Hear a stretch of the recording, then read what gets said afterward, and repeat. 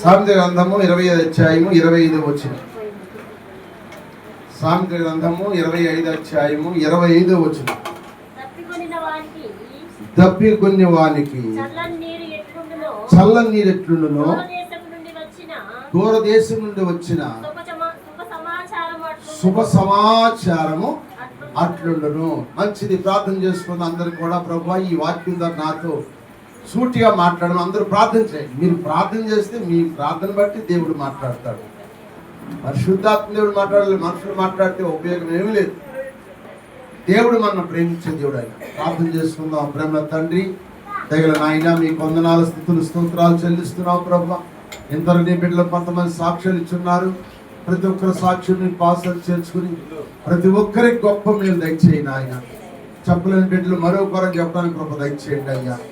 ఊదిగంతల వరకు నా సాక్ష్యం ఉండమని చెప్పే కనుక నాయన తండ్రి మీరే నాయన ప్రతి బిడ్డ కుటుంబంలో ఉన్న ప్రతి శోధన కీడు సమస్య యేసయ్య మీ నామం విడుదలై పోవురు కాక నాయన. సమస్తమును మీరు దూరపరిచి మీ క్రీస్తయ్య మీ మహిమాశయంలో ప్రతి ఒక్కరు అవసరాలు తీర్చుకోడు కాక. అటు కృప దయచేయి నాయన. నేను నలుపుడు నయోగుడు బలహీనుని ఎవరికి ఏ మంచి లేని వాడిని దుమ్ము దూళ్ళంటాడు ప్రభా.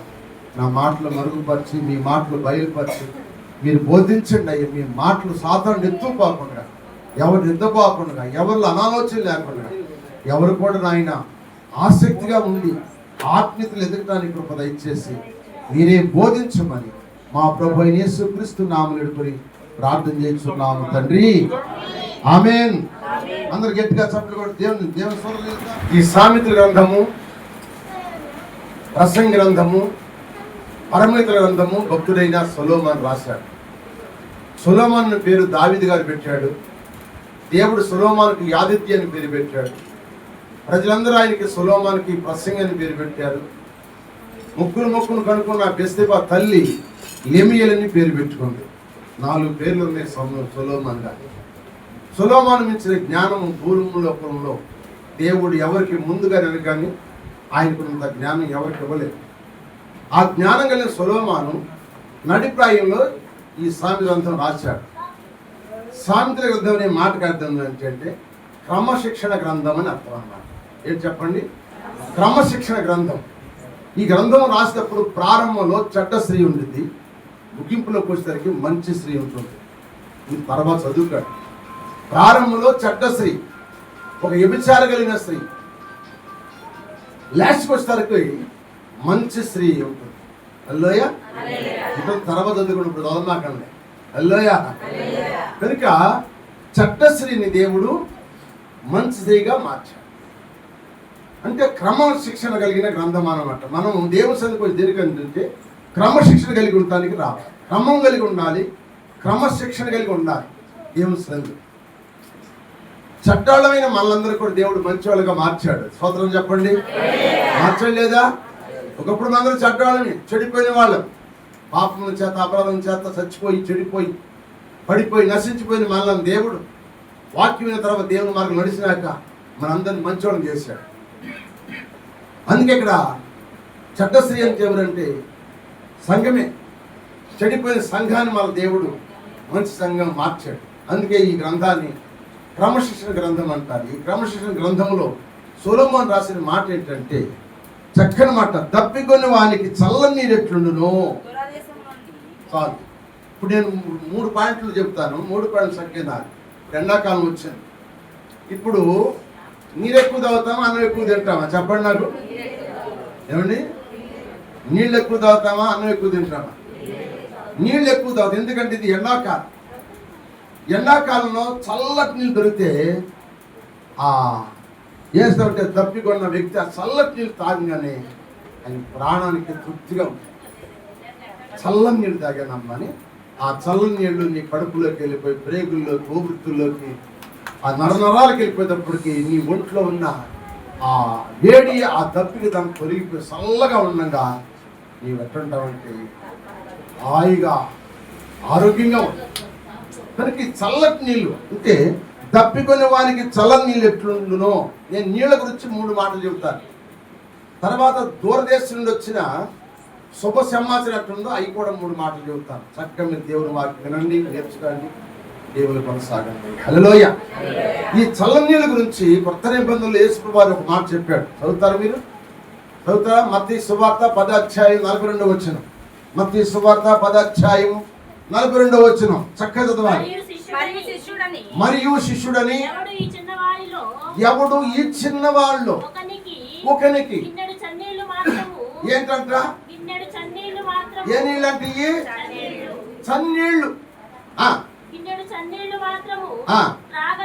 త్రాగనిచ్చును వాడు తన ఫలము పోగొట్టుకున్నాడని నిశ్చయముగా మీతో చెప్పుచున్నా అన్నాడు యేసు ప్రభు వారు. స్తోత్రం చెప్పండి. హల్లెలూయా. ఈ మాట ఎందుకు చెప్తున్నంటే శిష్యులు తరిపించేసాడు యేసు ప్రభు వారు 12 మందిని. వాళ్ళని ఇద్దరిద్దరుగా పంపిస్తున్నాడు. ఆ ఇద్దరిద్దరికి వెళ్తున్నారు. వెళ్ళినప్పుడు అన్నారు, మిమ్మల్ని ఎవరైతే చేర్చుకుంటారో వారు నన్ను చేర్చుకుంటారు. మిమ్మల్ని ఎవరైతే పిలుస్తారో నన్ను పిలిచినట్టే, నన్ను పిలిచిన వాడు నన్ను తండ్రిని పిలిచినట్టే. మీరు ఒక సేవకులను పిలిస్తే సేవకుడు ఫలం పొందుకుంటారు. నీతిమంతులను పిలుచుకుని నీతిమంతుని ఫలం పొందుకుంటారు. పొందుకున్నది కాక మీలో ఎవరికైనా గిన్నెడు సన్నీళ్ళు ఏంటంట? గిన్నెడు సన్నీళ్ళు ఇస్తే పరలోకంలో మీ ఫలము అధికంగా ఉండేదని చెప్పాడంట. స్తోత్రం చెప్పండి. ఇంటికి వచ్చిన అందరూ సన్నీళ్ళు ఇన్నారు. అమ్మా సన్నీళ్ళు ఇస్తారా అందరూ? ఆ మాట ఏం చెప్పాడంటే ఏమి లేని స్థితిలో ఉన్న వ్యక్తి ఏంటంట ఒట్టిగా పాలికుండా దైవజుడి కంట కనీసం గిన్నెడు చల్లటి నీళ్ళు ఇవ్వాలంట. హల్లెలూయా. ఉన్నవాళ్ళ గురించి చెప్పాలా యేసు ప్రభు శాంతం భేదంగా ఉన్నవారిని చెప్పాడు ఆ మాట. కనుక ఆ చెప్పిన మాట నేను ఇప్పుడు కూడా పాటిస్తాను. నేను విశ్వాసి ఉన్నప్పుడు అక్కడ నేను పాడిన పాటలు కాదు సంతోషించి మెచ్చుకుని పాటలు బాగా పాడేవాడు.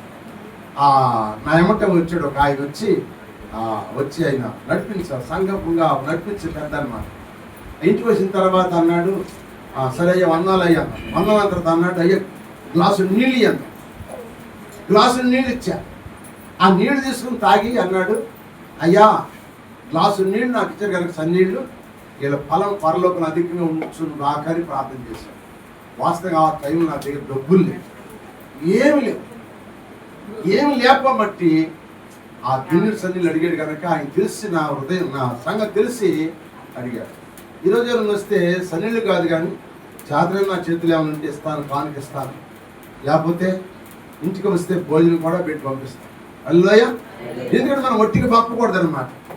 మన పరలోకంలో మనకు ఫలం ఉండాలంటే ఒట్టిగా పంపకూడదు. దైవజనుడు ఇంటికి వచ్చినప్పుడు కనీసం గిన్నెడు సన్నీళ్ళని ఇవ్వాలి.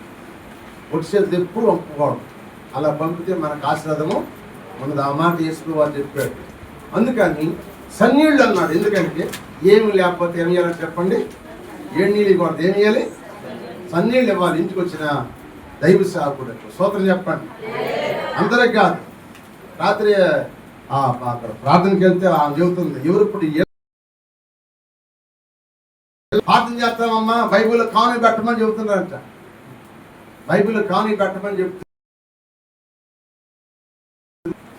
ఇక ఆ పాపం వచ్చిందంటే రామాకండి మా ఇంటికి ఏంటి మీకు పని పాటలేదు, బైబిల్ ఒకటి దేవుడు అడ్డం పెట్టుకుని వసూలు చేసుకుంటారా కానుకలు అని దాఖలేస్తానికి వెళ్ళిపోయారు. కనుక ప్రతి వాళ్ళు కూడా ఇప్పుడు కొంతమంది అట్టా వస్తారు.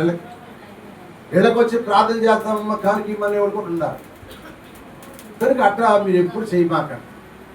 మీకు ఒక సేవకుడు ఉన్నాడు, ఆ సేవకుడు ప్రార్థన చేస్తాడు. చెప్పండి ఎవరు వస్తే అయ్యా ప్రార్థన చేస్తామంటే మా పాస్టర్ ఉన్నాడని మా ప్రార్థన చేస్తాడు అని చెప్పండి. అంతేగాని ప్రతి వాళ్ళకి తలకాయ ఇయ్యమాకండి. స్తోత్రం చెప్పండి. ప్రతి వాళ్ళకి తలకాయ ఇయ్యమాకండి. ప్రతి వాళ్ళు ఇంట్లో చేసుకుని ప్రార్థన చేయించుకోమాకండి. అది మీకు నష్టం. హల్లెలూయా.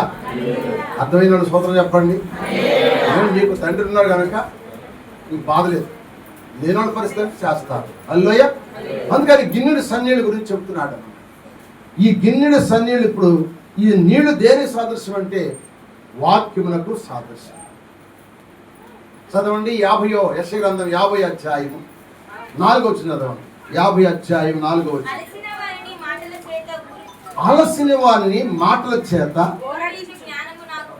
మూరడించు జ్ఞానము నాకు కలుగునట్లు శిష్యునికి తగిన నోరు చేసి అంటే నువ్వు అలసిపోయి ఉన్నావు. నువ్వు అలసిపోయినా నీకు ఏం చెప్పాలంటే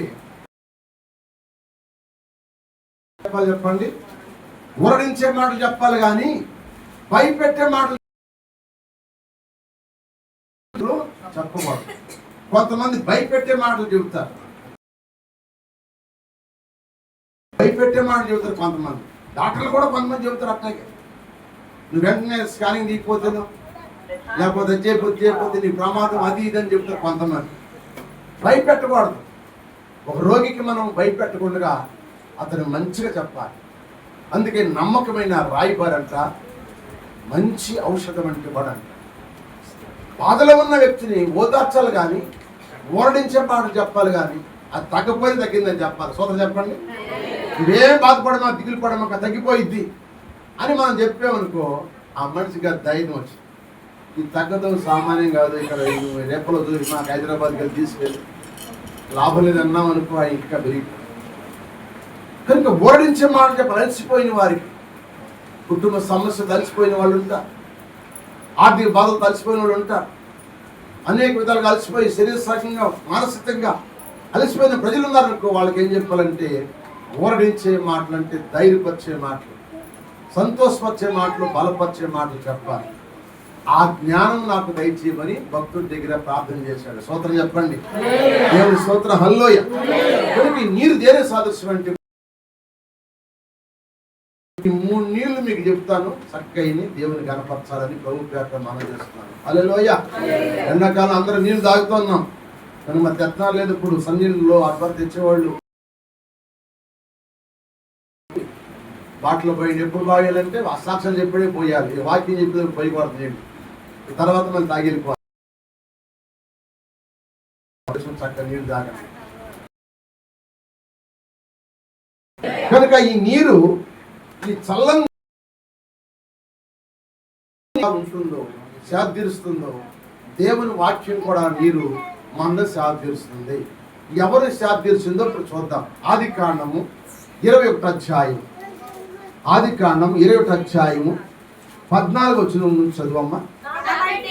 కాబట్టి ఆదికాండం 21వ అధ్యాయము 14వ వచనం. కాబట్టి తెల్లవారినప్పుడు అబ్రహాము లేచి ఆహారము నీళ్ళ తిత్తిని తీసుకొని ఆ పిల్లవానితో కూడా హగరుకు అప్పగించి ఆ భుజం మీద వాటిని పెట్టి ఆమెను పంపివేసి ఆమె వెళ్ళి బెర్షెబా అనే అరణ్యములో ఇటు అటు తిరుగుచుండెను. ఆ తిత్తులో నీళ్లు అయిపోయిన తర్వాత ఆ పొద కింద చిన్నవాడిని పడవేసి ఈ పిల్లవాడు సాగు నేను చూడలేను అనుకుని దూరం వెళ్ళి అతనికి ఎదురుగా కూర్చుండి ఎలుగెత్తి ఏడుస్తుందంట. ఎవరు? అగరమ్మ. అగరమ్మ ఎవరికి దాసి అంటే చారమ్మకు దాసి. అగరమ్మ ఐగుప్తు దేశం నుంచి వచ్చింది. ఐగుప్తు దేశం నుంచి చారమ్మ దగ్గరికి వచ్చింది. చారమ్మ ఆమెను చాలా ప్రేమించింది. ప్రేమించిన తర్వాత ఆమె చక్కగా చూసింది. ఆ తర్వాత ఆమె బిడ్డలు కలవకపోతే భర్తకు చెప్పింది, అయ్యా యజమానుడా, నాకు ఎడిదికి బిడ్డలు లేరు, అగరు నాకు దాసిగా వచ్చింది కనుక ఆమెతో వెళ్ళు, ఆమె కన్నా బిడ్డ పుడితే నా బిడ్డగా చూసుకుంటానని చెప్పి భర్తకి బలపరిచి భర్తను పంపించింది. భర్త ఆమెను కలుసుకున్నాడు. దేవుడు ఆమెను జ్ఞాపకం చేసుకుని బిడ్డనిచ్చాడు. గర్భవతి అయ్యింది. బిడ్డ పుట్టాడు. బిడ్డ పుట్టిదలకి ఒకే యజమానురాలు ఎట్లుందంటే నీచురాలుగా కనపడింది. నీచురాలు కనపడింది. నీచురాలు కనపడినప్పుడు వచ్చేసింది. శారమ్మ తమరేసింది. తమరేసిన తర్వాత వచ్చేసింది. వచ్చి అలా ఏడుస్తూ ఉంది. దేవుడు అన్నాడు, అగరు నీకేమొచ్చింది, ఎందుకు వచ్చావు అన్నాడు. నా యజమాను నన్ను బాధ పెట్టిందా, అందుకని వచ్చేసానని చెప్పాడు. చెప్పింది, నీ వెళ్ళి నీ యజమానురాలు చేతి కింద నువ్వు అణిగి మణిగి ఉన్నట్టే తగ్గించుకుని ఉండు, నేను గొప్ప జనంగా చేస్తానని చెప్పాడు. దేవుడు చెప్పిన మాట విని వెళ్ళింది. కానీ వెళ్ళి మనిషి అక్కడ సరిగా మళ్ళీ నిలబడలేదు. పెద్దలు అంటారు, తిట్టే నోరు అవదంట, తిరిగే కాలు కూడా ఆగదంట. అది ఏదో టైం తిరిగిద్దా కాలు. ఆ తిట్టే నోరు ఎంత ఆపుకున్నా ఏదో టైం తిట్టేసింది అంటే నోరు. అది అలవాటు అయిపోయింది అన్నమాట. కాలికి అలవాటే, నోటికి అలవాటు. మనుషులు ఉన్నప్పుడు మౌనంగా ఉంటారు, మనుషులు లేనప్పుడు ఇష్టానుసారంగా తిరుగుతారన్నమాట. దేవుడు చూస్తాడు కదా. అట్లాగే ఈ తిట్టెన్నోరు తిరిగాలు ఆగనట్టుగా అగరు ఒక రోజుని తన కుమారుడు శారా కుమారుడు పుడితే ఇస్సాకు విందు చేసినప్పుడు పరిహాసం చేశారు. ఆ పరిహాసం చేసినప్పుడు శారా చూసి, నా ఉసురు నీ తగిలిద్దాను. ఎవరిని? యజమాని. ఎందుకు తగిలిద్దాను నీ ఉసురు నాకంటే, అది చూడు నా పిల్లవాడిని వాడు ఎగతాలు చేస్తుంటే వాడిని మందలించుకున్నాం కనుక నువ్వు వెంటనే తన్ని తన కొడుకుని పంపించేయమని. అప్పుడు అబ్రహాం ఏడ్చాడు. ఏడ్చినప్పుడు దేవుడు అన్నాడు, నీ భార్యను శారా మాట ప్రతి ఒక్క విషయంలో నువ్వు విని పంపించేయమని. అప్పుడు తిత్తి కట్టి తిత్తులు నీళ్లు పోసి ఒక డబ్బా నీళ్లు పోసి పంపించాడు తల్లిని బిడ్డని. ఆ బెర్షెబా అరణ్యంలోకి వెళ్ళిపోయింది. నీళ్ళు అయిపోయి పిల్లోడు ఏడుస్తున్నాడు. ఆ పొదలో పడేసింది. ఒక చెయ్యితో ఇసురితే గడ్డ ఎంత దూరం మీద అంత దూరం వెళ్ళి అక్కడ కూర్చుని ఎలుగెత్తి ఆడటం ప్రారంభించింది. చదువమ్మా. ఇప్పుడు ఏం కనపడుతుందో చూద్దాం. ఆ దేవుడు ఆ చిన్నవాని మొర వినెను. అప్పుడు దేవుని దూత ఆకాశం అగరును పిలిచి, అగరు నీకేమొచ్చింది? భయపడకము. ఆ చిన్నవాడున్న చోట దేవుడు వాని స్వరం విన్నాడు. నీవు లేచి ఆ చిన్నవాణ్ణి లేవనెత్తి నీ చేత పట్టుకొను. వాణ్ణి గొప్ప జనముగా చేసేది నేను గొప్ప జనంగా చేస్తాను.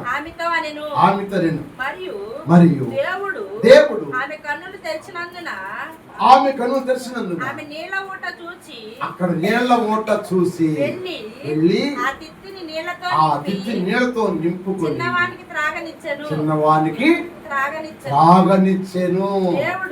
దేవుడు ఆ చిన్నవానికి తోడై ఉండెను. దేవుని స్తోత్రం చెప్పండి. నీళ్లు అక్కడ ఊట, ఆ ఊట ఇప్పటికీ ఉందట. ఆ ఊట దగ్గరికి మక్కా మసీదు పెద్ద మసీదు. అక్కడికి అందరూ ముస్లిం సహోదరులందరూ కూడా వెళ్ళి సంవత్సరం ఒకసారికి వెళ్ళి ఆ నీళ్ళ ఊట దగ్గరికి వెళ్తారంట. ఆ ఊటలో నీళ్లు తీసుకొచ్చుకుని ఇంటి తెచ్చుకుని చేస్తారంట. భార్య బిడ్డలకు మనవ సంతానం మనవాళ్ళకి అందరూ తాగిస్తారంట. ఇప్పుడు మనవాళ్ళు నాగపట్నం వెళ్ళి ఆ మరియమ్మ తల్లి బొమ్మలో నీళ్ళు తీసుకుని రావట్లే కొంతమంది వస్తున్నారు రాజా. మరియమ్మ తల్లి బొమ్మలో నుంచి నీళ్లు పెట్టుకుని తెచ్చుకుంటున్నారు లేదా? మాట్లాడరేమ్మా. ఎల్లుండి లేరు నాగపట్నం తెచ్చుకోవట్లేదా? నువ్వు తెల్లదేమో లేదు, తెచ్చినోడు నేను చాలా మంది చూసేలే. ఆ బొమ్మల్లో నీళ్లు యాడి అంటే నాగపట్నం వెళ్ళానని చెప్పారు. కనుక ఆ నీళ్లు ఎక్కడ తెచ్చుకుని మనం తాగాము. ముస్లిం సహోదరులు కూడా అంట నీళ్లు తెచ్చుకుని తాగుతారంట సంవత్సరం ఒకసారి. అది తాగితే వాళ్ళకి మంచి ఆరోగ్యం, మంచిదంట. కనుక ఆ నీళ్లు ఇప్పుడు కొన్ని వేల సంవత్సరాల నుంచి కూడా ఆ ఊరతనే ఉందంట. అందుకని ఈ నీళ్ల ఊట వల్ల అక్కడ ఇస్మాయిలు బ్రతికాడు, అగురు బ్రతికింది. అక్కడ దేవుడు వారికి తోడుకున్నాడు. ఆయన గొప్ప జనంగా చేశాడు. ఇస్మాయిల్కి 12 మంది కుమారులు పుట్టారు. ఆ 12 మంది కూడా 12 మంది రాజులు వాడు. అందుకే వాళ్ళందరూ ఉన్నత స్థితిలో ఉంటారు. వాళ్ళు ఆ గల్ఫ్ దేశాల్లో ఎన్ని కూడా మరి దేవుడు వాళ్ళు ఎక్కడితో వినా మన ఇక్కడ ఎక్కడితో నీళ్ళు అట్ట వస్తాయో వాళ్ళకి అట్ట వచ్చిందంట. పెట్రోల్ డీజిల్ అయ్యాయి. అందుకే వాళ్ళు కోటీశ్వరులు. దేవుడు అట్ట వారిని ఆశీర్వదించాడు. హల్లెలూయా. కనుక అందుకని ఈ నీళ్ల మూట, ఈ నీరు దేవుని వాక్య సాదృశ్యం. ఈ వాక్యమే ఇప్పుడు అగరు కుమారుని రాజులుగా చేసింది. వాక్యం సోదరులు చెప్పండి. వాక్యం రాజులుగా చేసింది. వారు అరణ్యమైన లోకంలో వాళ్ళు రాజులుగా మార్చబడ్డారు, దీవించబడ్డారు, ఆశ్రయించబడ్డారు. ఆ నీళ్ళ ఓట ఎవరంటే దేవుడే ఇచ్చిన ఓట. అందుకే ఆత్మ సమయంలో ఒక బండలో తాగారు. ఆ బండే క్రీస్తు. హల్లెలూయా. ఆ బండే క్రీస్తు. ఆ బండలో వచ్చిన నీరే వాక్యము. హల్లెలూయా. పసివాని మొర నీవు ఆలకించావు, జీవజలమునిచ్చి బ్రతికించావు, పసివారి మొరను ఆలకించావు. జీవజలమునిచ్చి నీవు బ్రతికించావు, కన్న కొడుకు మరణము చూడలేక, కన్న కొడుకు మరణము చూడలేక, కల్లడిల్లిపోయిన తల్లిని నేను, అనాథ తల్లిని నేను, చూచుచున్న దేవుడవయ్యా, నన్ను చూసినావు, చూచుచున్న దేవుడవయ్యా, నన్ను చూసినావు. నీ పేరేమిటో ఎరుగనయ్యా, ఆ పేరుతో నన్ను పిలిచావయ్యా. నీ పేరు ఏమిటో ఎరుగనయ్యా, ఆ పేరుతో నన్ను పిలిచావయ్యా. చూచుచున్న దేవుడవయ్యా, నన్ను చూసినావు. హల్లెలూయా. చక్కని మాట. తప్పికొన్న వారికి చల్లని నీళ్ళు ఎట్లుంటుంది? ఆ చల్లని నీరే దేవుని వాక్యం. ఆ వాక్యం తాగిన అగరమ్మ తల్లి తన కుమారుడు ఇస్మాయిల్ గొప్పగా దేవుడు ఆశీర్వదించాడు. వాక్యమే జీవజలం. ఆ వాక్యమే నీరు తాగి వారు జీవించారు, గొప్పగా ఆశీర్వించబడ్డారు. నువ్వు కూడా దేవుని వాక్యాన్ని నువ్వు తాగుతూ ఉండు. నేను ఆశీర్దిస్తుంది వాక్యం. నేను రాజును చేస్తుంది, నేను యాజకులను చేస్తుంది, రాణును చేస్తుంది. ఏదంటే దేవుని వాక్యమైన నీరు. హల్లెలూయా. రెండో నీరు ఎవరు తాగారు చూద్దాం. న్యాయాధిపతుల గ్రంథము 15వ అధ్యాయము 18వ వచనం. న్యాయాధిపతుల గ్రంథము 15:18 వచనం. అప్పుడు అతడు మిక్కిలి దప్పికొనినందున యెహోవాకు మొరపెట్టి నీ సేవకుని చేతి వలన ఈ గొప్ప రక్షణను దయచేసిన తరువాత తప్పిక చేతను చచ్చి సున్నతి పొందిన వారి చేతిలో పడకుండా మా బంగారు తల్లి వందనాలు. ఏం చదవటం అదా ఏమనుకుంటారు? కరెక్ట్గా చదువుకురావాలి. అంత ఎంత తప్పుగా చదవమ్మా. అప్పుడు అతడు మిక్కిలి దప్పికొనినందున యెహోవాకు మొరపెట్టి నీవు నీ సేవకుని చేతి వలన ఈ గొప్ప రక్షణ దయచేసిన తరువాత నేనిప్పుడు తప్పిక చేత చచ్చి సున్నతి పొందిన వారి చేతిలో నేను పడవలనని వేడుకొనగా దేవుడు లెహీలో ఉన్న ఒక గోతిని చీల్చడంట. దాని నుండి నీళ్లు బయలుదేరి అతడు త్రాగిన తర్వాత ప్రాణము తెప్పరిల్లి బ్రతికెను. సంవత్సరం అప్పటికి 1000 మంది చంపాడు. పచ్చి గాడి ఎముకతో దవడ ఎముకతో ఫిలిప్తును చంపేశాడు. 1000 మంది చంపేశాడు. దేవుడు ఇచ్చిన బలంతో చంపేశాను అయ్యా. ఇప్పుడు నాకు దప్పి కలుగుతాయి, నేను చచ్చిపోయేటట్టున్నాను, ఇప్పుడు ఆ ఫిలిప్తు చేత నన్ను చంపుతావా అని ఏడ్చాడంట దేవుని దగ్గర. వెంటనే దేవుడు ఆ లేహిలో నా కోతినంట దేవుడు చీల్చగానే వచ్చినంట నీరు ప్రవహించింది. ఆ నీరు తాగి అతను ప్రాణము తెప్పరిల్లి బ్రతికేను అని వాక్యం చదివిస్తుంది. సొంత చెప్పండి. నీ ప్రాణము తెప్పరిల్లాలంటే, నువ్వు బ్రతకాలంటే దేవుని వాక్యాన్ని నీవు త్రాగాలి. సొంత చెప్పండి. దేవుని వాక్యాన్ని నువ్వు కూడా త్రాగాలి. నీ ప్రాణం తెప్పరిల్లాలంటే, మన ప్రాణం ఇప్పుడు అలసిపోయి పరిగెత్తు అలసిపోయి వచ్చేసరికి గొంతు ఎండిపోయింది. పడిపోయామనుకో ఏం చేస్తా చెప్పండి? పడిపోయిన మొక్క మీద నీళ్లు చల్లి లేపి మొక్కం తుడిసి కాస్త నీళ్ళు తాగేస్తాను. ఆ నీళ్ళు తాగిన ప్రాణము తెప్పరిల్లి కాచి బతికి మాట్లాడతాడు. స్తోత్రం చెప్పండి. అలాగే దేవుని వాక్యం కూడా, దేవుని వాక్యం నువ్వు ఏ విషయంలో అలసిపోయావో, ఆ సాతాను శక్తులతో ఎంతవరకు నువ్వు అలసిపోయావో, ఎన్ని సమస్యలతో నువ్వు అలసిపోయావో, అలసిపోయి నీ ప్రాణం తెప్పడాలంటే దేవుని వాక్యాన్ని నీవు తాగాలి. ఆ దేవుని వాక్యం తాగడు కనుక సంసోను ప్రాణం తెప్పలింది, మళ్ళా బ్రతికాడు. అందుకే నీ వాక్యం నన్ను బ్రతికించని, నా బాధలు అదే నాకు నెమ్మది. నువ్వు ఎన్ని కష్టాల్లో ఉన్నా సరే, సాతాను చేత పోరాడు పడుతున్నావు, దాంతో యుద్ధం చేస్తున్నావు, సమస్యలతో యుద్ధం చేస్తున్నావు, అప్పులతో యుద్ధం చేస్తున్నావు, రోగాలతో యుద్ధం చేస్తున్నావు, ఇరుగు పొరువారితో సమస్యలతో అవమాన పాలతో యుద్ధాలు చేస్తున్నావు. యుద్ధాల నుంచి నువ్వు తెప్పరాలంటే దేవుని వాక్యాన్ని జ్ఞాపకం చేసుకోవాలి. సంసోను ఏ విధంగా జ్ఞాపకం చేసుకున్నాడో నేను కూడా జ్ఞాపకం చేసుకుంటే ఆ దేవుని వాక్యం ఏంటంట, నీ ప్రాణాన్ని తెప్పలు చేస్తుంది, నీకు మనశ్శాంతి ఇస్తుంది, నువ్వు ధైర్యం ఇస్తుంది, నిన్ను బలపరుస్తుంది, నిన్ను బ్రతికిస్తుంది. హల్లెలూయా, బ్రతికిస్తుంది. అందుకే సంసోను బ్రతికాడు. వాక్యాన్ని బట్టి ఆ నీళ్లు, ఆ చల్లని నీళ్లు అగర కుటుంబాన్ని రాజులుగా చేసింది, సంసోను బ్రతికించింది. స్తోత్రం చెప్పండి. మూడవ మాట కూడా చెప్పి నేను ముగిస్తాను. స్తోత్రం చెప్పండి. మూడవ మాట చూడండి, యోహాను సువార్త 4:7. యోహాను సువార్త 4:7.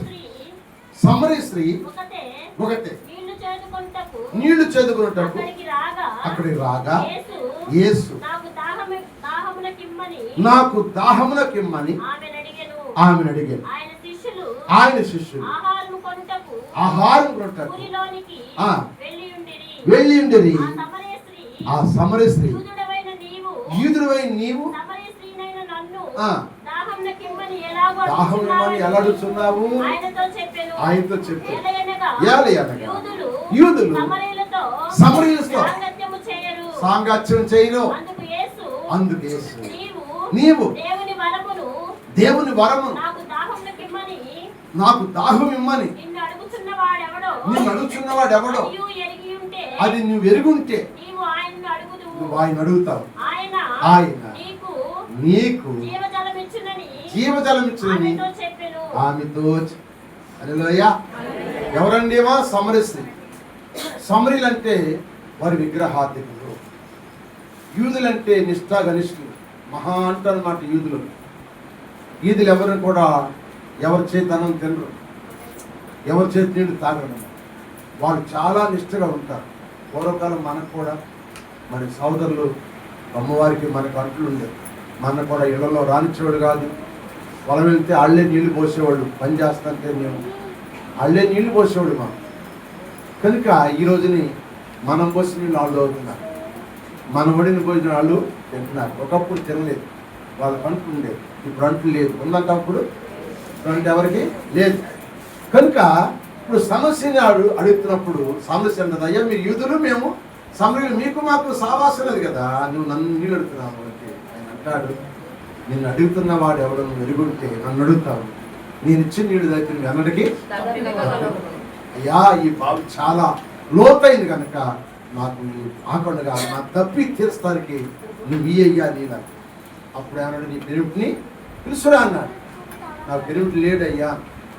నిజమే, వాస్తవం. పెళ్లి కాల పూజ్యురాలన్నమాట. అంటే భక్తురాలు పూజ చేస్తూ ఉండేది, 5 దేవతలకు పూజ చేస్తూ ఉన్నాడు. అందుకని అన్నాడు, ఇప్పుడున్నవాడు కాక నీకు 5 భర్తలు ఉన్నారు, వెళ్ళి పిలుసురామని. అప్పుడు వెంటనే తెలుసుకున్నాడు, ఈయనే మెస్సయ్యా, ఈయనే వస్తాడు అని ప్రవక్తలు ప్రవచించిన ప్రవచనాలు గ్రంథాన్ని ఆమె కూడా చదివి ఎదురు చూస్తుంది కనుక మెస్సయ్య ఈయనే లోకరక్షుడు, ఈయన తప్ప ఎవరి వల్ల పాపం పోదు అని తెలుసుకుని ఈయనే సకల శుచి గత్త, నమ్మిన వారికి భర్త అని చెప్పి వెంటనే ఆ సంకలో పెట్టుకుని ఆ కొండ విడిచిపెట్టేసి ఊళ్ళో పరిగెత్తుకుంటూ పోయేసిందంట. ప్రజలందరూ చెప్పడం మొదలుపెట్టింది. ఏమని చెప్తుంది? చెప్పండి. నేను చేసినవన్నీ నాతో చెప్పిన వాడిని నేను చూశాను, మీరు కూడా వచ్చి ఆయన చూడండి అని చెప్తే ఆమె పూజ చేశాం కదా, ఆమె భక్తులు కదా, ఆమె అందరికి భయం. ఎందుకంటే ఆమె పూజ చేసి అందరికి ఈ బుద్ధులు పెట్టి అందరికి దయ్యాలను పడుతుంది, అందరు పూజ చేసింది కదా, వెళ్తారు కదా పూజ. అందరికి వెళ్ళరు కొంతమంది ఆంచల కోసం. వాటి కోసం వెళ్తారు కదా, అందరూ ఆయన ఏం చెప్తే అది చేస్తారు. అట్లాగే ఆమె చెప్పినట్టు చేస్తారు కనుక ఇప్పుడు ఆయనంట ఈమె ఎప్పుడైతే ఆ మాట చెప్పిందో సమరీ పట్టణం అంతా గదిలాడికి వచ్చింది, బావి కాడికి వచ్చేసింది అట్లా. స్తోత్రం చెప్పండి, హల్లెలూయా. బావి కాడికి వచ్చేసింది. నీ పట్ల కూడా దేవుడు చేసిన మేలు నువ్వు దాచుకోవడం, నువ్వు కూడా ఇతరులకు చెప్పాలని చెబితే వాళ్ళని బట్టి అనేకులు వస్తారు. హల్లెలూయా, హల్లెలూయా, హల్లెలూయా. ఇప్పుడు మా తమ్ముడు ఉన్నాడు వెంకటేశ్వర గారు, ఆయన వార్డు కౌన్సిలర్. అయ్యా నన్ను దేవుడు బతికించాడు, బాగు చేశాడు, మీరు కూడా రండి అని ఆయన కూడా ఏం చేయాలి, అతని స్నేహితులందరికీ చెప్పి తీసుకురావాలి. అలాంటి వాడు చెబితే దేవుడు మాట్లాడలేని సరే నిజంగా వింటారు. ఒక కౌన్సిలర్ కానీ, ఒక ఎమ్మెల్యే కానీ, ఒక ఎంపీ కానీ వాళ్ళు చెబితే ఏం చేస్తారు చెప్పండి, నన్ను బాగు చేసిన ఆయన మిమ్మల్ని బాగు చేస్తాడు రమ్మని చెప్తే ఓ జనం పరిగెత్తి వస్తారు. స్తోత్రం చెప్పండి, హల్లెలూయా. ఒక ఆయన ఎంఆర్ఓ గారు అంట, ఎంఆర్ఓ గారు ఆ ఇంటికి వచ్చి మందిరంలోకి వచ్చి పని చేస్తూ ఉన్నాడు. పని చేస్తున్న ప్రజలందరూ తెలపలా. ఎంఆర్ఓ గారు ఒక రోజుని ఆ మందిరంలో పని చేసిన తర్వాత దైవజనుడు చెప్పిన వాక్యం విని ఎంఆర్ఓ గారి దగ్గరికి వచ్చాడు. అందరూ చెప్పాడు, రెండయ్య నాతో పాటు మందిరానికి వెళ్దాము, మందిరంలో దేవుని వాక్యం వింటే మీరు కూడా మేలు పొందుకుంటారు.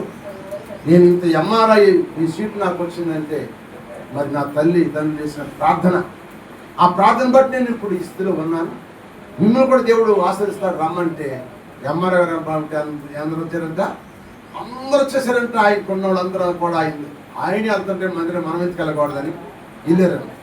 ఆయన ఒక్కడి వల్ల వందల మంది మార్చబడ్డారు. అలాగే ఆ సమరీ స్త్రీ వల్ల కూడా ఎంతమంది మార్చబడ్డారు.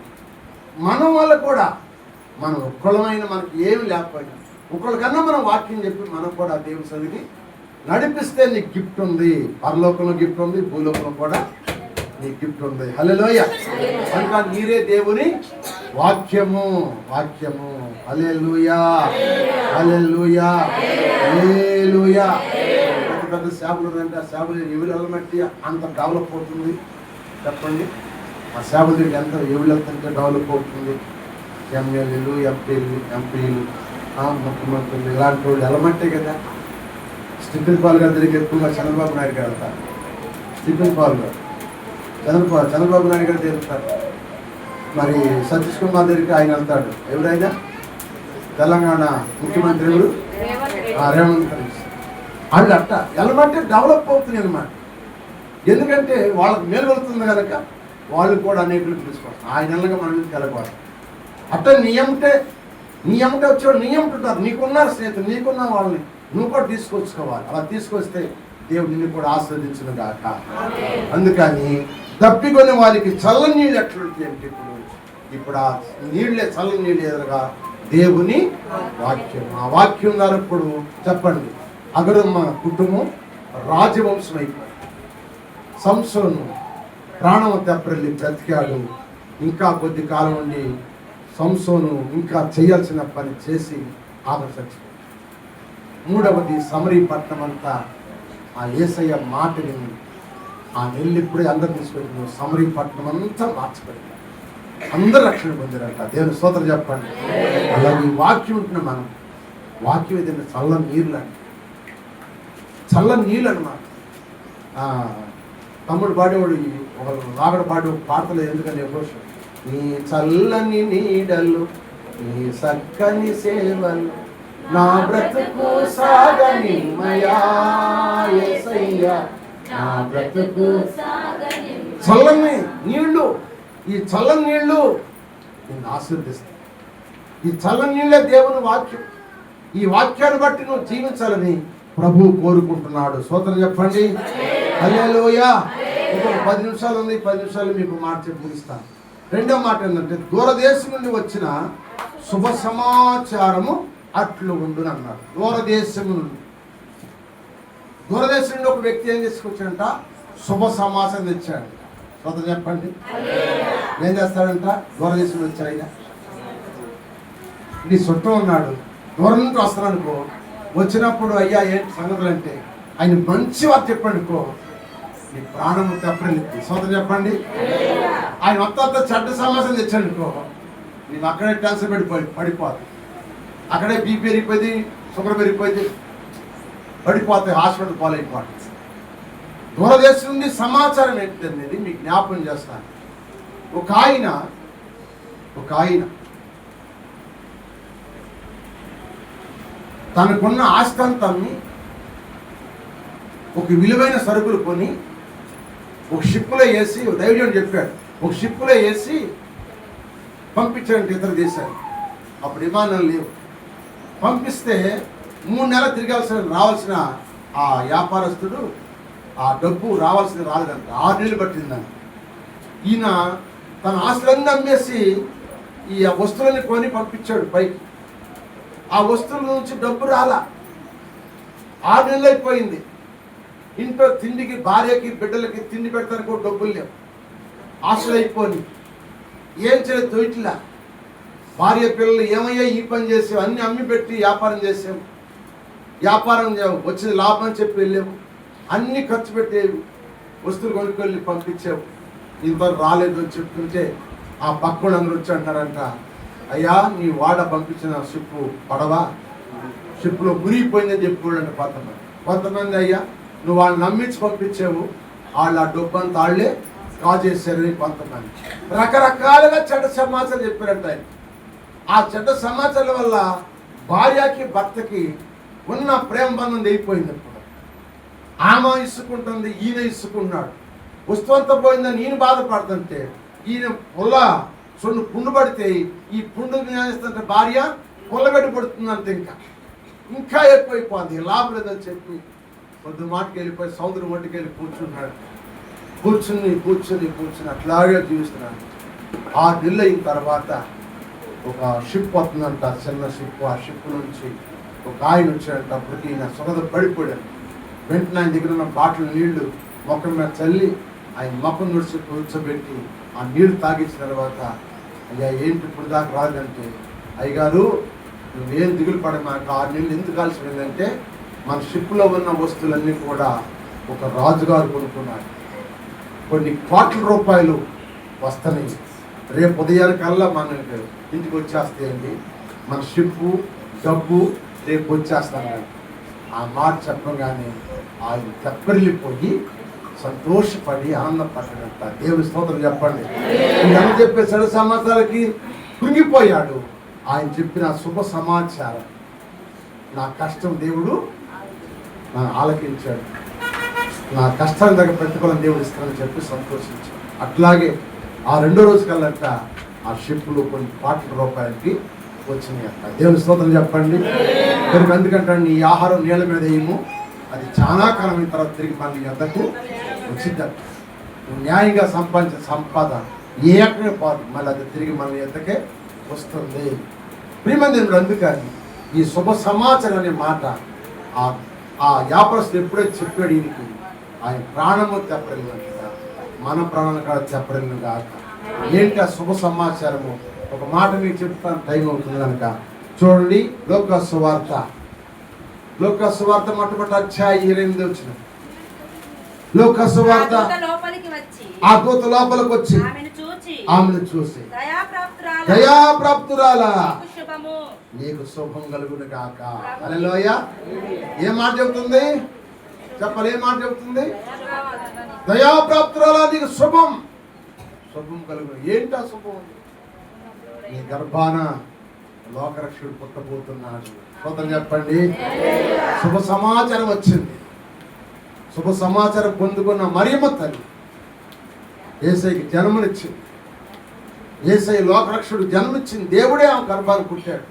ఆమె పరిశుద్ధురాలు కనుక శుభ సమాచారం. ఆమె ఎంత దిగులు పడిందో, ఎంతమంది ఆమె అవమానపరిచారు.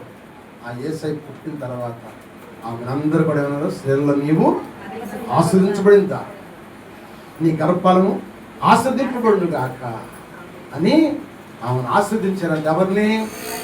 అది శుభ సమాచారం. అంటే నీ లోకంలో నీ కోసం అందరూ చెడ్డ సమాచారం చెప్పి నిన్ను భయపెట్టి నిన్ను పొంగదీయచ్చు, కానీ నువ్వు దేవుని వాక్యం వింటే దేవుని దూత నీకు మంచి వార్త పలుకును గాక. మంచి వార్త ఎవరు పలికారు? దేవదూత. ఎవరండి? గాబ్రియల్ దేవదూత వచ్చి మంచి వార్త పలికింది. మనుషులు నీ మీద చెడ్డ సమాచారం చెప్పవచ్చు, నీ గురించి చెడిపోయిన మాటలు చెప్పవచ్చు, నీ గురించి పడిపోయిన మాటలు చెప్పొచ్చు, నిన్ను గురించి పతనమయ్యే మాటలు చెప్పొచ్చు. మనుషులు ప్రేమిస్తే ప్రేమించినట్టుంటారు, ప్రేమించకపోతే దేశించినట్టుంటారు. అంతే అంటారు, పెడితే పెళ్లి కొడతారు, పెట్టకపోతే సాగు కొడతారు. కానీ నీవు ఆ దేవుని వాక్యం నీరు తాగి ఉంటే నీకు దేవదూత మంచి శుభ సమాచారం ఇచ్చును గాక. ఎవరి మీద నమ్ముకోవాలి? ఇప్పుడు దేవుని మీద మనం నమ్ముకో, దేవుని నమ్ముకో.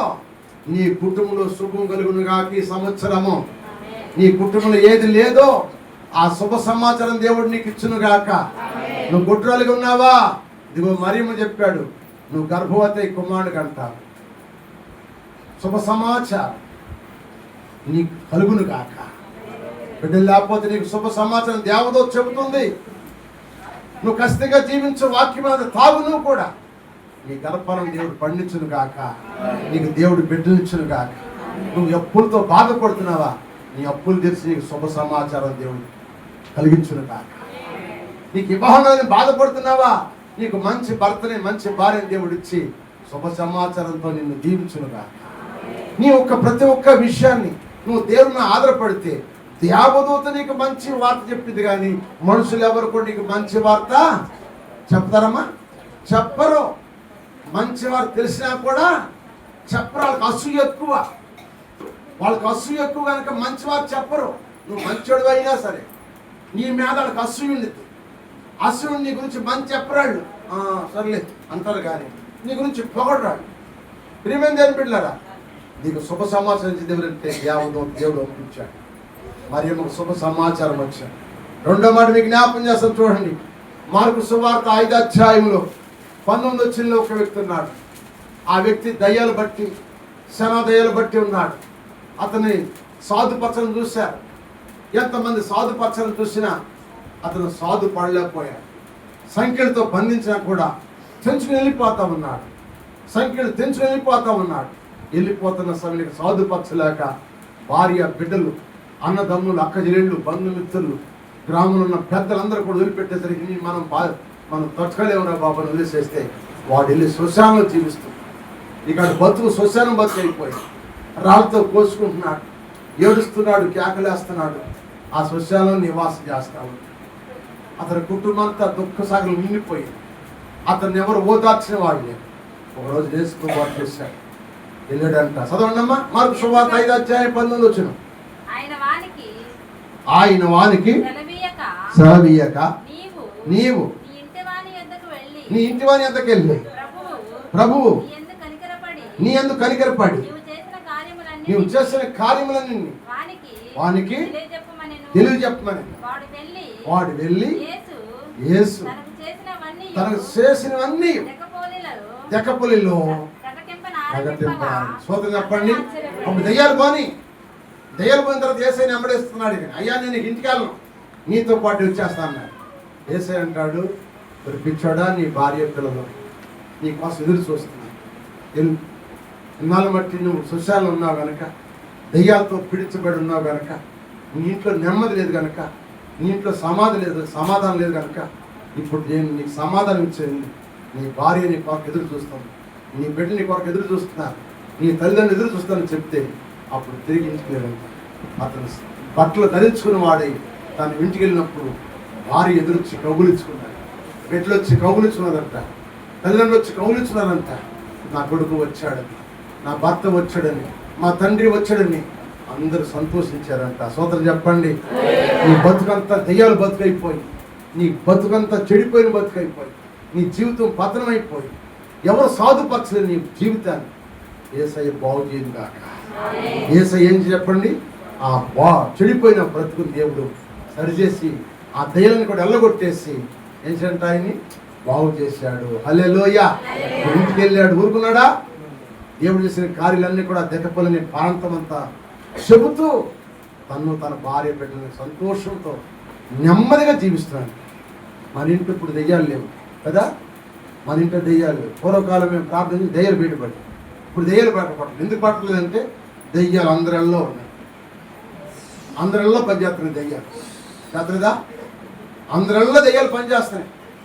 దెయ్యం లేదు నా ఇంట్లో చెప్పండి. దెయ్యం చేసేది పనులు ఏంటంటే అబద్ధాలు ఆడింది, దొంగతనం చేసింది, మోసం చేసిద్ది, పాపం చేసిద్ది. ఇవన్నీ దయ్యాల పనులు. ఇక దయ్యం ఇంకేం బయటించబడి చెప్పండి. పూర్వదినాల్లో దయ్యాలు బయటపడ్డాయి ప్రార్థన చేస్తే. ఇప్పుడు దయ్యాలు బయటపడతాయి. ఎందుకంటే మేము అందరం ఇక్కడే ఉన్నాం, ఇంకెందుకు నువ్వు ప్రార్థన చేసినా ప్రయోజనం లేదు. వాళ్ళు మారు. నన్ను నిలబడతావు అనుకో, యేసయ్య నామం నిలబడతావు, మళ్ళీ వస్తా. వాళ్ళలో మార్పులే కలుగుతాం. ప్రియమందిరులు నాడు కుటుంబాల్లో దయ్యాల కుటుంబాలు చాలా. ఆ కుటుంబాలు ఎప్పుడు అల్లరా, ఆ కుటుంబాలు ఎప్పుడు గొడవలు, ఆ కుటుంబాలు ఎప్పుడు తగాదాలు, ఆ కుటుంబాలు ఎప్పుడు పోట్లాటలు, ఆ కుటుంబాలు ఎప్పుడు కోర్టు పాలు, సరసాల పాలు, జైలు పాలు, లేకపోతే మీటింగుల పాలు, అల్లర పాలు అయిపోతున్నాయి కుటుంబాలు. ఎందుకంటే దయ్యాలు పనిచేస్తాయి. ఆ దయ్యాలు పోవాలంటే యేసయ్య రావాల్సిందే. సోదరు చెప్పండి, యేసయ్య రావాల్సిందే. దయ్యాలే ప్రతి ఒక్క ఇంట్లో దయ్యం ఉంది. ఆ దయ్యము ప్రతి ఒక్క ఇంట్లో పనిచేస్తుంది. అందుకే మీ తండ్రి అపవాది, మీ తండ్రి దురాస్పరుడు, మీ తండ్రి అబద్ధికుడు, నీ తండ్రి నరహంతకుడు అని యేసయ్య యూదులు చెప్పారు. ఆ మాట చెప్పినందుకు యేసయ్యను రాళ్ళతో కొట్టి సంపాలని చూస్తే ఆ మాటలు చెప్పి యేసయ్య పట్టుకెళ్ళి దాక్కున్నారు. సోదరు చెప్పండి, హల్లెలూయా. ఈనాడు నీ ఇంట్లో ఉన్న దయ్యాలు పోవాలంటే శుభ సమాచారం వచ్చి యేసయ్య చెబుతున్నాడు, ఇక వెళ్ళు, నీ ఇంటికి వెళ్ళి నీ భార్య బిడ్డలతో నువ్వు కాపురం చేసుకోమని చెప్పాడు. శుభ సమాచారం ఇచ్చాడు దేవుడు. యేసయ్య అతనిలో ఉన్న దయ్యాల్ని ఎల్లగొట్టాడు. హల్లెలూయా. నీళ్ళు ప్రశాంతంగా ఉండాలంటే, నీళ్ళు నెమ్మదిగా ఉండాలంటే ఆ దూరదేశం వచ్చిన శుభ సమాచారం అనే దేవుని వాక్యాన్ని ఉంటే ఆ శుభ సమాచారం నీ ఇంట్లో ఉండును గాక. నీ ఇంట్లో దయ్యాలు లేకుండా పోవును గాక.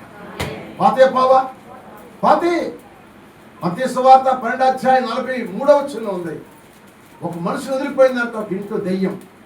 వెళ్ళిపోయిన దయ్యం అంట. చాలు తర్వాత వదులుకోవచ్చు. అపరితాత్మ ఇంట్లో వెళ్ళిపోయింది దయ్యం. ఆశగారు పారేసి వెళ్ళిపోయి ఎక్కడ తిరుగుతున్నాడు? నీరు లేని చోట తిరుగుతుందంట. నీరు రాని చోట తిరిగితే అందరు నీరు ఎక్కడ దొరికింది? నీరు చోటకు వచ్చిందంట. మళ్ళీ నేను ఇచ్చొచ్చి నీళ్ళు ఎక్కడ చూద్దాం వస్తే ఆ ఇల్లు అంటే ఏమని చెప్పండి, శుభ్రంగా ఊడ్చి అమర్చి చక్కగా తిని నిద్రపోతారు. అబ్బా ఇప్పుడు ఇల్లు బాగుంది. సోదరు చెప్పండి, ఇల్లు బాగుందని బయటికి పోయి తనకంటే చెడ్డాటిని ఇంకొక 7 తెచ్చుకున్నారు. 7 తెచ్చుకుని ఇంట్లో పెట్టుకున్నారు. ఇంట్లో కూర్చున్నప్పుడు 7, 1, 8 దెయ్యాలు ఉన్నాయి. సోదరు చెప్పండి, ఈ పాతయ్య దెయ్యాలు బావు. నీ ఇల్లు ఊడ్చి అమర్శించుకున్నట్టు కాదు, నీ ఇంట్లో ఎప్పుడు ప్రార్థన ఉండాలి. సోదరు చెప్పండి, ఎప్పుడు ఊడ్చుకోవటమే. కొంతమంది ఇళ్ళు ఊడ్చుకోవడం, శుభ్రం చేసుకోవడమేగా. హృదయంలో ప్రార్థన లేదు. హృదయంలో ప్రార్థన లేకపోతే దయ్యాలు ఉండక ఏమాత్రం చెప్పండి. దయ్యాలు పనిచేస్తున్నాయి.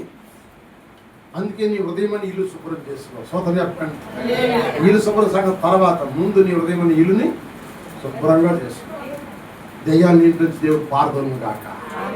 3వ మాట చెప్పి ముగిచేస్తాను చూడండి. యోహాను సువార్త 5:6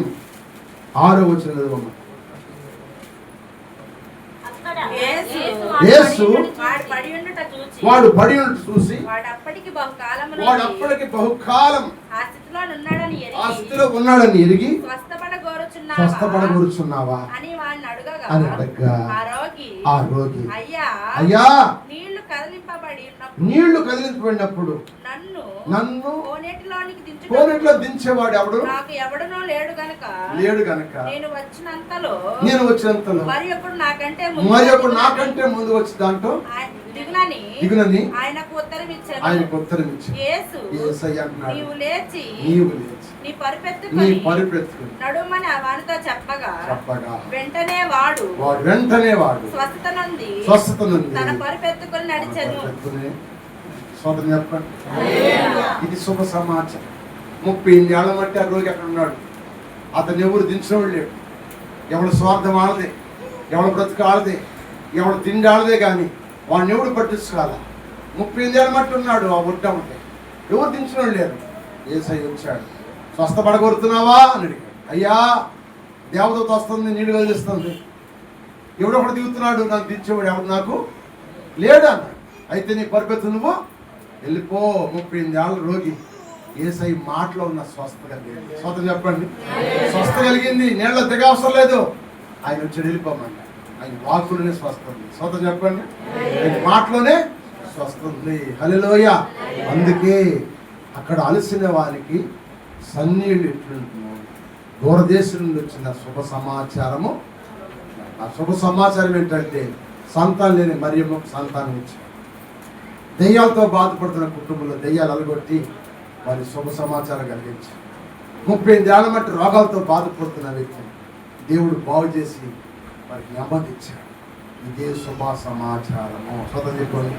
అర్థమైందా? చెప్పండి. అర్థమైందా? వాక్యం అర్థమైందా? చెప్పండి. అర్థమైందా? ఇది అందుకే క్రమశిక్షణ గ్రంథం అన్నమాట.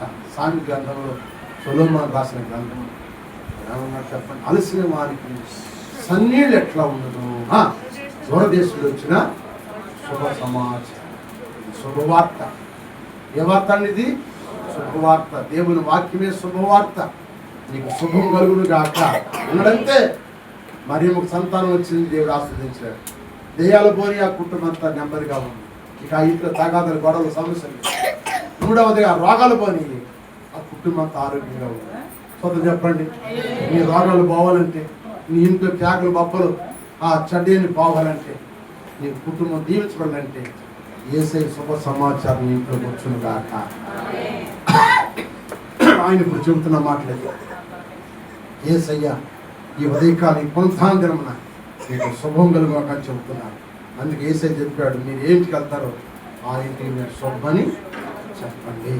అది యోగ్యమైతే ఆ ఇంట్లో ఉంటుంది, అది అయోగ్యమైతే తిరిగి మీ అందకు వస్తుంది. అందుకే మేము దైవజనులుగా ఏ ఇంటికి వెళ్ళి మేము ఏం చేస్తానంటే, నేను ఏ ఇంటికి వెళ్ళినా అయ్యా ఈ కుటుంబాన్ని దీవించి ఈ కుటుంబాన్ని శుభం కలుగాక. అదే నీ బంధువులు, నీ స్నేహితులనుకో ఏం చేస్తారు చూడండి. నీ ఇంటిని చూసి ఏమి ఎన్ని అబద్ధాలు కట్టాడు, ఎంత సంపాదించాడు, ఎన్ని దొంగతనం చేశాడు, ఎన్ని మోసాలు చేశాడు, ఆ కట్టాడు ఇల్లు తిట్టగా సంపాదించాడే, అన్ని సంపాదించాడే అంటారు. కానీ నీకు శుభం కలుగమని నీ బంధువులు ఎవరు అనరు.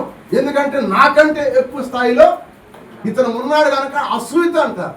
కానీ దైవజనుడు నీ ఇల్లు బాగున్నా, నీ ఇల్లు చిన్నదైనా, నీ ఇల్లు పెద్దయినా, నీ ఇంట్లోకి వచ్చేటప్పుడు ధైర్యం చెప్పాల్సిన మాట ఏంటంటే, ఇంటికి శుభము కలుగును గాక. ఇదే దైవజనుడికి కలిగే మాట. ఈ వాక్యం నాకు ఎప్పుడు హృదయంలో బెదురుతోడు మాట. యేసయ్య చెప్పిన మాట లేదు. ఆ మాట ఉంది మత్తయి సువార్త 10:12 చదివినాడు. మీరు ఏ ఇంటికి వెళ్తారో ఆ ఇంటికి శుభము చెప్పండి. ఆ ఇంట్లో ప్రవేశించుడు. ఇంటి వరకు ఏం చెప్పాలి? శుభం కలుగును గాక అని చెప్పాలి. దైవజనుడు ఎప్పుడు కూడా శుభం కలగాలి. ఇంటికి శుభం కలుగును గాక.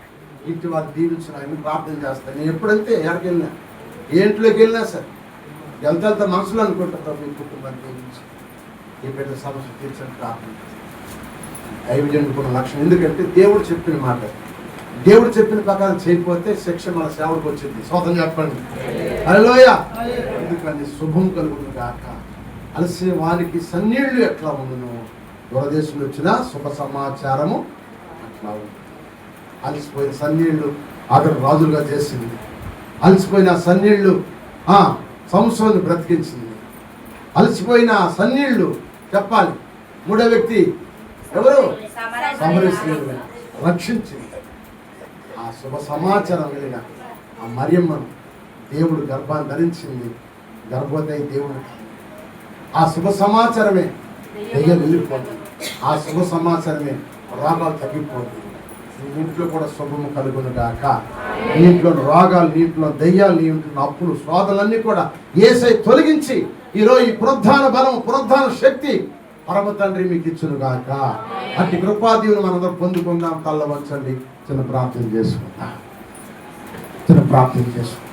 తల్ల వచ్చి ప్రభు